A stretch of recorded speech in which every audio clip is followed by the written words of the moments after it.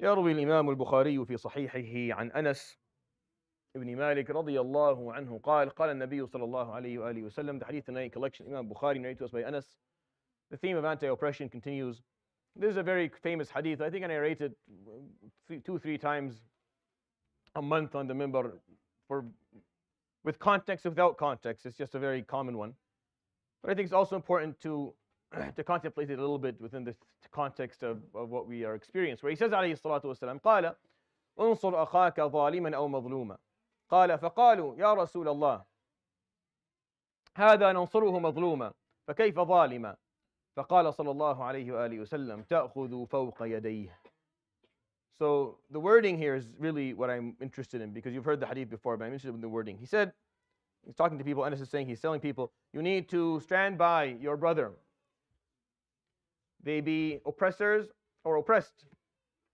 So people said, this person, we will obviously stand by them when they're oppressed, because that wasn't really a question for them. They didn't need Islam to tell them to do that one.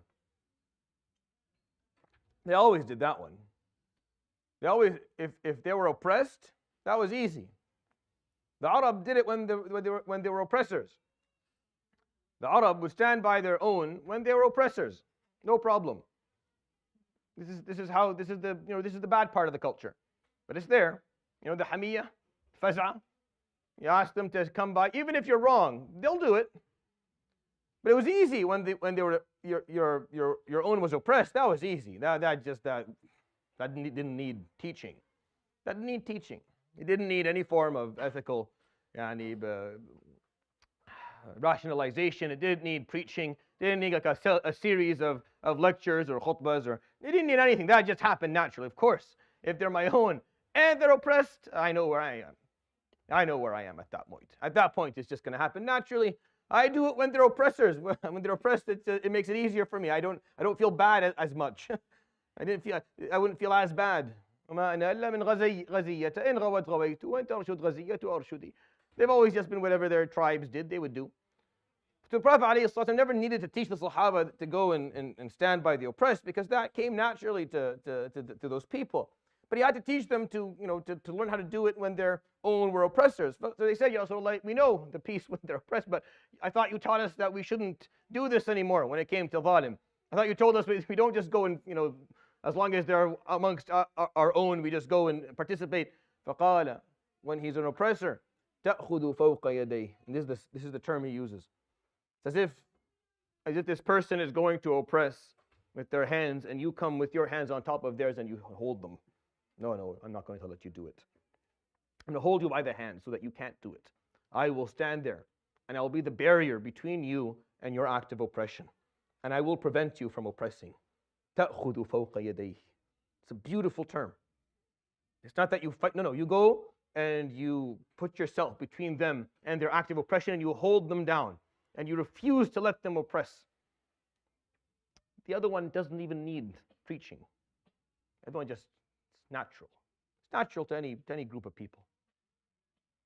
For us to be in a position where we have to be apologetic for supporting the oppressed is a level of hypocrisy and a level of just a complete lack of logic and rationale and clarity and ethicality that just blows one's mind. Where you just sit there and you don't know exactly what's happening. What realm am I in? What universe is this that I have to think twice before supporting someone who is oppressed, who's being oppressed for a very long time, who the story of oppression is one of the simplest on the planet. It's one of the easiest ones there. It doesn't really require a PhD thesis. You don't have to be, you don't have to have a master's in political sciences to understand the simple act of oppression that occurred. And for us to have to be in a position where we are apologetic and scared and uncertain whether we can actually show them some solidarity or not. There is something fundamentally wrong.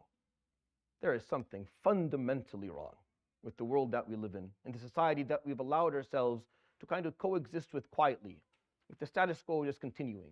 This didn't start October 7th, or beginning of this month, or beginning of this year, or beginning of this millennium. This has been going on for a long time, and we have not really done much about it. And I think it's worth taking a few moments and contemplating that. يروي الإمام البخاري في صحيحه عن أنس بن مالك رضي الله عنه قال قال النبي صلى الله عليه وآله وسلم انصر أخاك ظالما أو مظلوما قالوا يا رسول الله هذا ننصره مظلوما فكيف ظالما فقال صلى الله عليه وآله وسلم تأخذ فوق يديه. صدق رسول الله صلى الله عليه وآله وصحبه وسلم. سبحانك وبحمدك أشهد أن لا إله إلا أنت أستغفرك وأتوب إليك وصلى الله وسلم وبارك على نبينا محمد وعلى آله وصحبه. جزاكم الله خير. بارك الله فيكم. شيخ